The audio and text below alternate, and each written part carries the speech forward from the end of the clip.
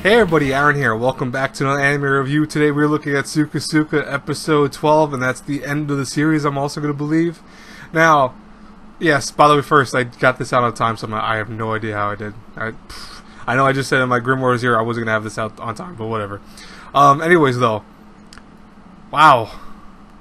Just wow. That was some story. That was some ending. It's one of those endings where you're almost like, huh, what actually happened here? What was the... I have theories. I really do. But first, let's talk about the episode. I'll get to the theory crafting at near the end of the episode, or for this review. So, this week's episode, obviously, in the end of the series, it ends with a nice series of kind of events between William and the rest of the crew of the ship. They're all trying to survive against the various things that are on the ship, and what's funny about that is that William refuses to let anyone die. He's like, no, I'm not going to let a single person die. In the process, almost killing himself from all the damage he takes. Now, here's the interesting thing. It doesn't show him at the end. That's what I did not understand, per se. We see him near the last moments of the episode, but we don't see him, per se, at the very end. And I was very intrigued by that. Then I saw what the actual ending of it was, where you see Clothy having turned, after the fact of, Clothy saving William and the other girl's life because she got her life back one more time, and then went down and to save them against the whole form of, like, enemies. But skipping ahead then, obviously, where you see everyone who's alive still. You see Clothy at the very end and as a child. I'm going to presume she's a baby. She's been rebirthed in what looks like another world. So I'm thinking that that's what happens to people, or at least the fairies and leprechauns. Most likely when they die, they get sent to another world, or when they lose their original soul, it gets put to another world entirely.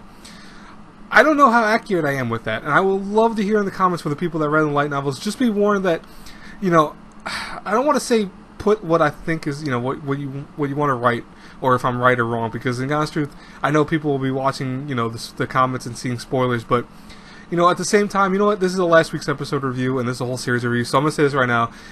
Any one of the comments you want to write down any spoilers for the show, or anything from the light novels that makes more clarity of what's going on with the ending, is my theory correct? Am I completely wrong? Don't worry, it's okay if I am wrong.